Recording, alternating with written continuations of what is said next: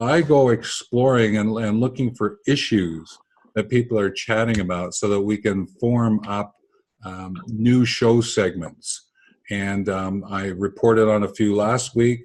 I just want to update you on a couple more that I found, and they go as such. The first one is people are always questioning, what's the preload going into a mentoring arrangement? What is it that I have to have ready? What is it I have to know to be able to enter in? Because we sometimes think, oh, we're going to meet the person, bang, we'll have a cup of coffee and we'll start talking. Well, there's a little bit more to it than that. So one of the questions always is what are you going to add, alter, delete, leave about your entry, your preload? And we'll be doing a little bit more dialogue about that because some of that's covered in the action outcomes. And but we're just going to explore a little bit more, bring that to the surface. So that's one of the things that's been in conversation.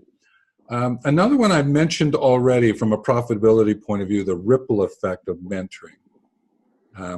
Someone was talking about, how great it would be to understand how, of the conversations we have, what took place after the fact.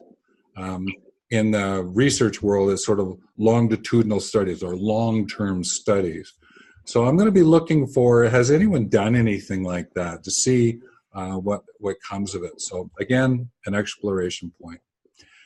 The other one that I found kind of interesting, and I know Doug will go, yeah, it makes sense for me, is because he's in practice as a mentor. I don't do it as much. And he can have 20-some mentors, mentee relationships, arrangements. And the question I was brought forward, and I just went, okay, this is interesting. How do you maintain fairness and impartiality in every one of those connections?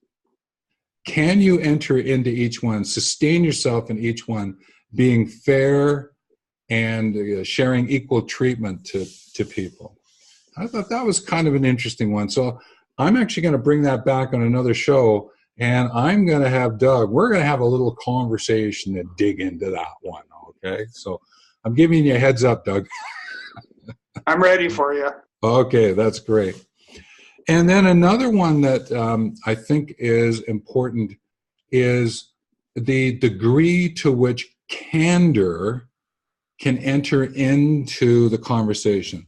How can you say, look, okay, I need to make this point versus, well, I need to make a point. Like there's a candor, there's a, how much do I bring of who I am into that as a mentor, and asking the same of the mentee, to be candid, to have the candor to be present, all right?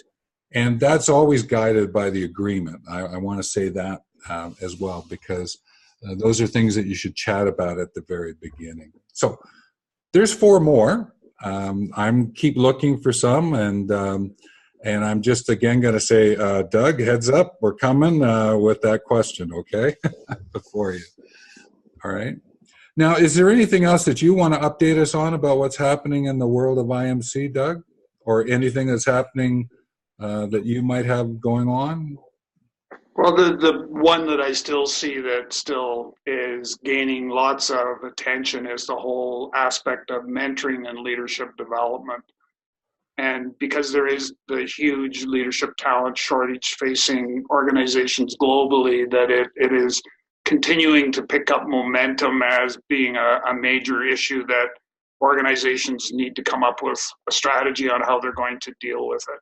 I think I read a piece here last week or so that said that there was, roughly $1 million per organization in missed opportunities, as well as a 50% loss in productivity in organizations because of poor leadership development and not having mentoring as part of that. So that's kind of been one of my things that I've been following